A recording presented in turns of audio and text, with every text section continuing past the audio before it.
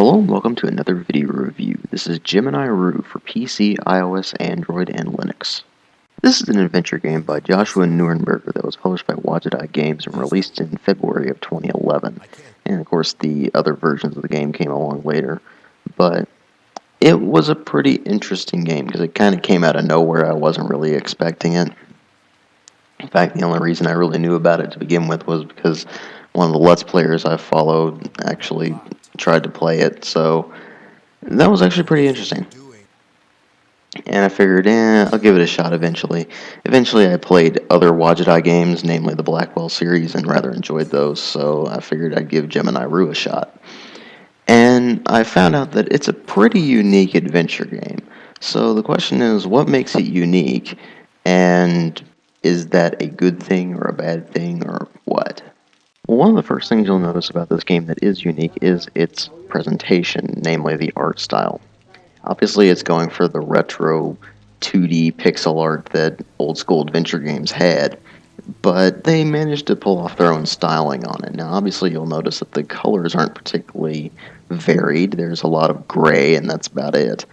But this is a very deliberate choice, because there's, of course, retro styling, and then there's doing retro and then doing your own thing.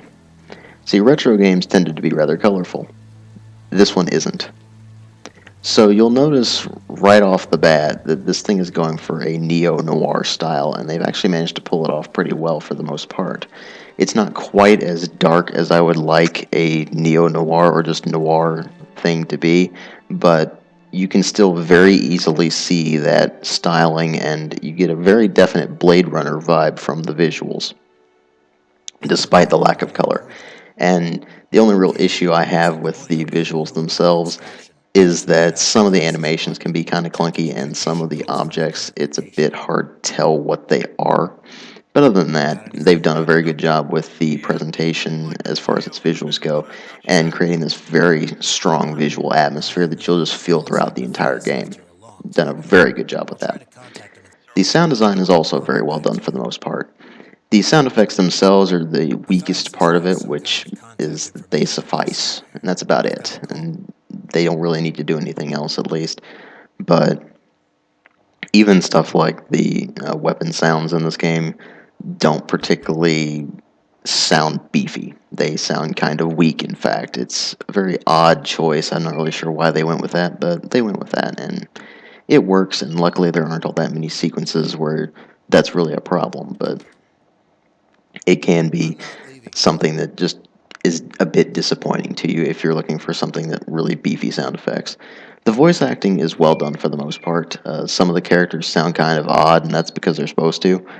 And it's a lot of the voice actors that have worked with Wajidai before, so you'll notice a lot of familiar voices if you've played stuff like the Blackwell series or Resonance. And they've done a very good job trying to maintain that neo-noir Blade Runner-esque vibe, and they've done a very good job with the whole thing, and they give a lot of life to these various characters. So the voice acting is kind of the highlight of that. The music is in the background most of the time, as in you don't really notice it all that much, but when you do notice it, it fits very well and is rather interesting, because it's a lot of electronic music, and it works rather well for the most part. But there's also a lot of very grim sounding music that is more in keeping with that neo-noir tone. Obviously they don't have a bunch of saxophone music playing or something like that, but they've done a very good job at keeping the music appropriate and putting it in where it should be rather than just having it there to have it. So it's more impactful when you do notice it. But honestly, what really matter are the story and the gameplay, and the story in this is actually one of the strongest points in the entire game, and I really don't want to spoil it for you. I'll just give you the basics that you start with. You play as two characters throughout the course of the game. The first of them is Azrael Odin. He is a law enforcer who's on this planet Baracus to find his brother Daniel. And to find his brother, he has to go through this guy named Matthias Howard, who was one of his fellow soldiers during the Gemini War, which was something that took place a decade prior to the events in Gemini Rue. And as he tries to find his brother, it becomes more and more complicated, and I really don't want to spoil too much of that for you. But suffice to say, it does involve this criminal syndicate called the Boryokudan, and their control of the system, and he has to deal with that, and it goes more than that. But as you go along, you find out more about Azrael and his past and how he interacts with the world around him and all that sort of thing. And it's a pretty interesting plot line with him in particular. The other character is Delta 6, who is in this rehabilitation facility and his memory has been wiped. And he actually did that deliberately. And you find that out very early on in the game. It's not really that big of a spoiler. But the idea is that he's trying to escape the facility, and he had to have his mind deliberately wiped so he could further facilitate this. And so you find out more about him as you go through the game as well, and you find that this rehabilitation center isn't entirely on the level, and you can see that very, very early on. Obviously, if they're wiping your memory, it's kind of funky to begin with, but it gets more complicated than that, and Delta 6's plot line in and of itself is also very interesting. And you can actually switch between these characters at a couple of different parts of the game, and you can switch between them at will. So basically, you can play through the entirety of Azrael's bit, and then once you've finished with him, it'll basically move you back to Delta 6, and you can play through his bit, or you can do the reverse of that. Or you can just mix them up however you like, really. There's really not a specific consequence for doing things between Azrael and Delta 6. They are two different characters, and obviously that's going to factor into the gameplay. They're two separate plot lines, two separate things. But their whole plots are very, very interesting, and you get this very definite Blade Runner vibe from the whole thing. And again, I really don't want to spoil this for you, because the plot itself is pretty much the strongest thing in this entire game. They've done a great job with that. And then there's the gameplay, which is the only real issue I have with this game, the real issue, because it doesn't entirely get it. What I mean by that is, it's a point-and-click adventure game, and obviously that's going to entail a variety of things. When you hover your mouse over certain things, it'll come up with some text saying what that thing is, and you can interact with it or look at it or something like that. But the interface itself is really a problem here. In theory, it's simplistic, but you have to right-click on everything and then select an action or an item. And then there's certain parts of the game where you're required to do things with items that are already in your inventory and combine them, basically. And you find out that that's not entirely intuitive. For instance, there's one bit, I'm just going to go ahead and spoil this bit because it's just a simple puzzle. But you get this thing called a carbon ray stabilizer because you need to repair an object in your inventory. And this particular item has to be used within the inventory. Well, the way you do that isn't entirely clear. You basically have to open up your inventory by right-clicking on something, and then you have to right-click on the carbon ray stabilizer itself to actually use it on the object in your inventory automatically. It's pretty stupid.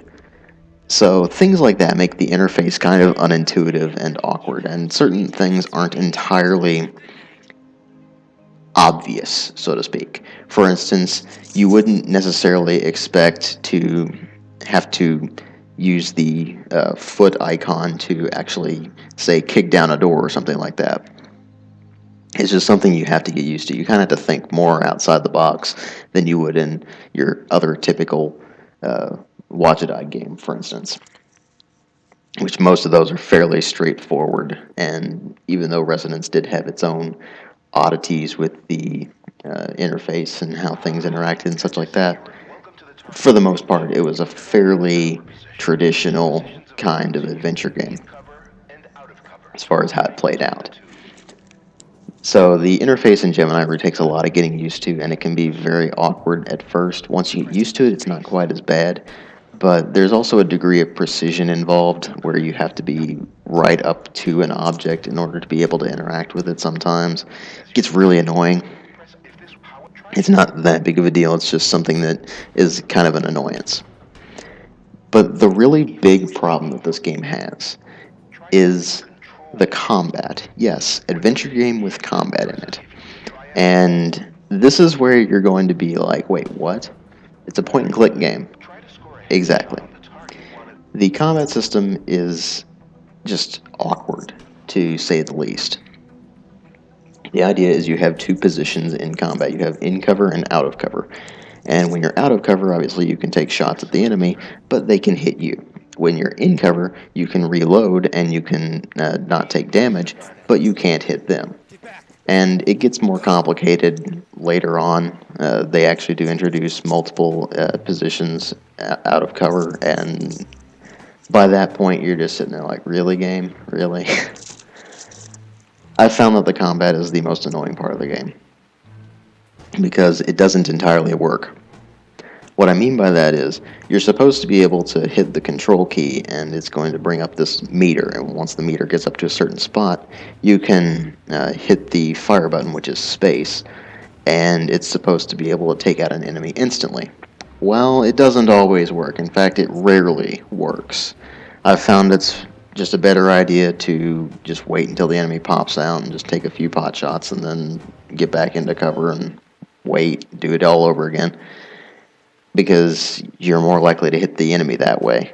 So the controls themselves for the combat are rather twitchy, and it doesn't work out all that well. In fact, when you get later on in the game, it can get rather irritating, because then the combat system gets more complicated and the scenarios actually get harder. So it's just something that I feel like they should have either done a different system or left it out of the game, because it's just very awkward and doesn't flow very well. It's just suddenly the game pretty much stops for a couple of minutes or something like that when you get into these situations. So that's really the only major problem this game has, apart from some interface issues and the rather awkward solutions to certain puzzles. So, all in all, Gemini Rue is actually a very interesting game that I was really pleasantly surprised by, despite its rather significant problems. I didn't expect to enjoy it as much as I did. In fact, I very much enjoyed it. It gave me this very definite Blade Runner vibe. I rather liked the plot. I rather liked the various characters that you meet and how they reveal more about themselves over time, and how this whole thing reveals more and more and more over time. And by the end, everything makes sense, as opposed to just being at the beginning and being all, what? Huh? So they've done a very good job of making it this very self-contained, noir-styled mystery kind of thing. And despite its problems, I do recommend it quite a bit. I give it a 4 out of 5. Thanks for watching.